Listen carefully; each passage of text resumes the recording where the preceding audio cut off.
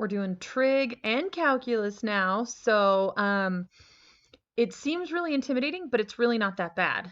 I know I say that all the time, but it's true. Okay, so let's talk about the derivative of trig functions. So first we have a curve up here, and I want you to think about what curve that is. Hopefully you recognize that's the sine curve, because remember the sine curve goes through 0, 0, whereas the cosine curve goes through 0, 1.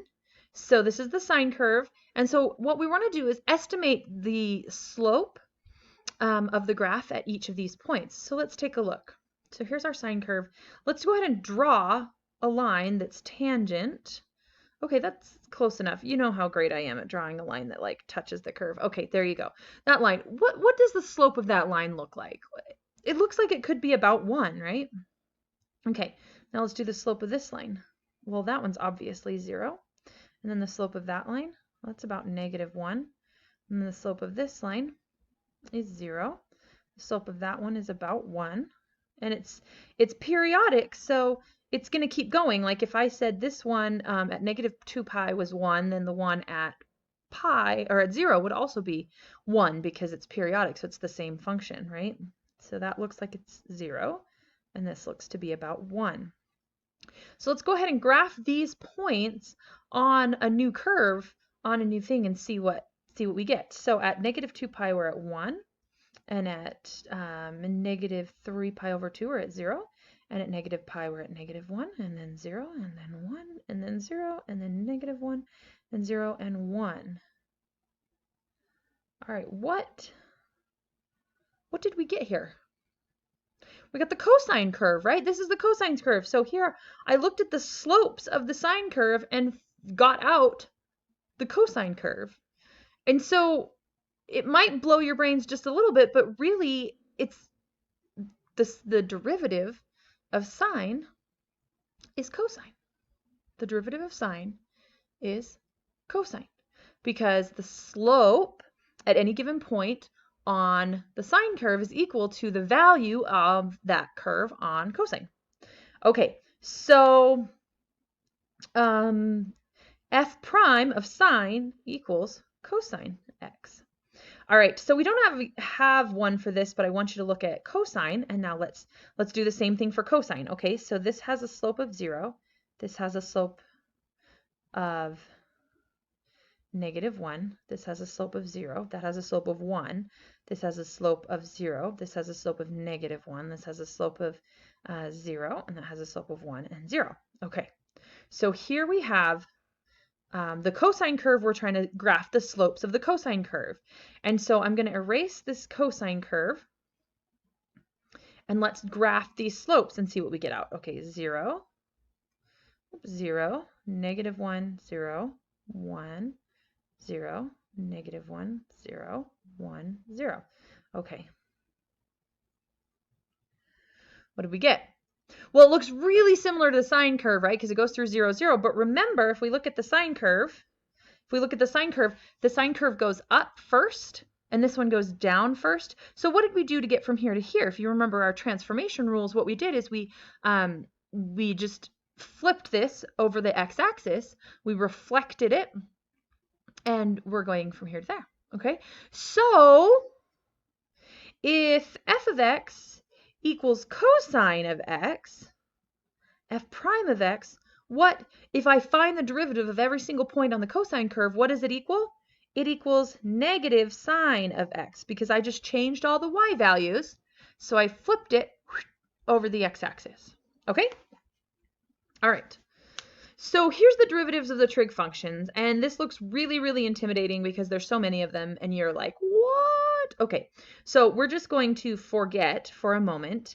We're going to forget about that one. Oh, that's not what I wanted to do. Let's do this. We're just going to forget about these. All of these are kind of extra, and they're just chain rule things, okay?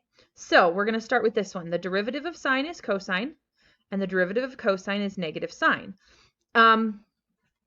There's really no way around this other than to memorize it, because you're not going to go and do that, what we did just now, every single time. It just doesn't make sense, right?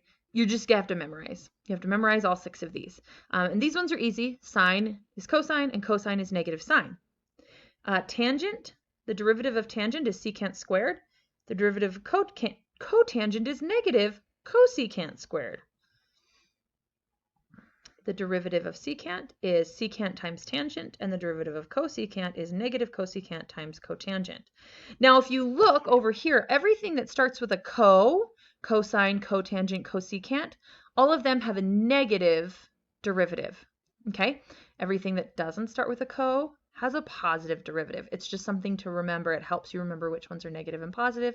Again, you just have to memorize them. So the ones that I crossed out in red, all of these is a chain rule, and we know how to do the chain rule, so we don't need to memorize this. This would be silly to use your brain space to memorize. What I want you to think about is if I have sine with something inside of it, then I take the derivative of sine, which is my outside function, and I leave the peanut or the inside function still intact, and then I take the derivative of the inside function. So that's all that that's telling us. Okay, so let's do some actual problems. Here we go. We're going to differentiate cosine of 3x squared. So remember, the outside function is cosine of something, and the inside function is 3x squared. And so when we find the derivative of this, we take the derivative of the outside function first, which is negative sine, right? The derivative of cosine is negative sine. And remember, we take the derivative of the outside and leave the inside still intact. And then we multiply by the derivative of the inside, which is 6x.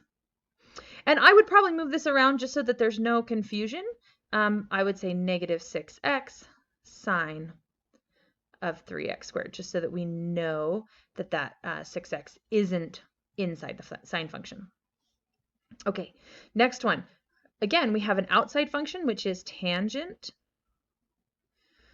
And let's rewrite this. Let's remember that tangent to the fourth means tangent of 5x to the fourth, right? It's just an easier way of writing it. So we rewrite it like that so that we can recognize that there's like inside functions and outside functions. So let's think about actually truly what is the outside function here. The outside function is to the fourth, right? And then the inside function is tangent, and then there's another inside function, which is 5x. So there's really like three functions in here. If you think about this, this is like f of g of h of x. So we have like this inside function, h of x, and then we have g of x, and then f of x. Okay, so let's see if we can do this without making a big mess of it. Okay, so we take the derivative of the outside function, which is 4 times everything inside to the third, right? So because anything to the fourth, we just bring it down. And so this all stays completely intact because this is the inside function.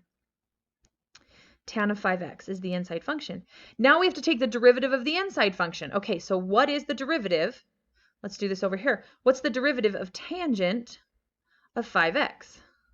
Well, for this one, we take the derivative of the inside function, and remember the derivative of tangent is secant squared. And so we take the derivative of the outside, leave the inside still intact, and then we multiply by the derivative of the inside, which is 5, not 5x.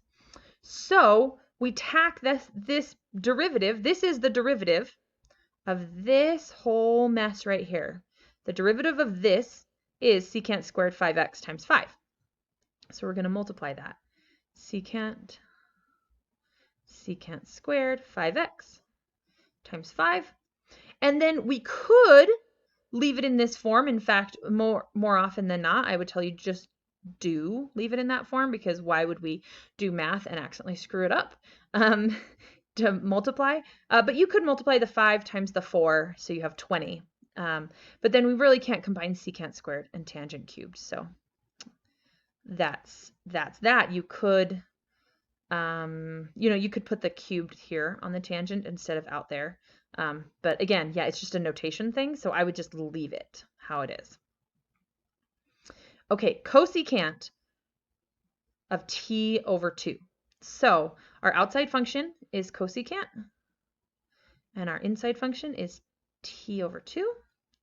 So we take the derivative of the outside function. If we remember, cosecant's derivative is negative cosecant x times cotangent x. Okay, So this is negative cosecant of something times cotangent of something, right? And that something doesn't change, that something stays intact, okay? Our peanut, if you remember our peanut M&M analogy, it stays intact. Now we multiply by the derivative of the inside, and the derivative of the inside is just 1/2. So we could rewrite this as negative 1/2 cosecant t over 2 cotangent t over 2. And that's all we need there. Okay, so this one looks like it has a couple things going on. It's got a chain rule and a product rule going on because e to the negative 2x is a chain rule thing.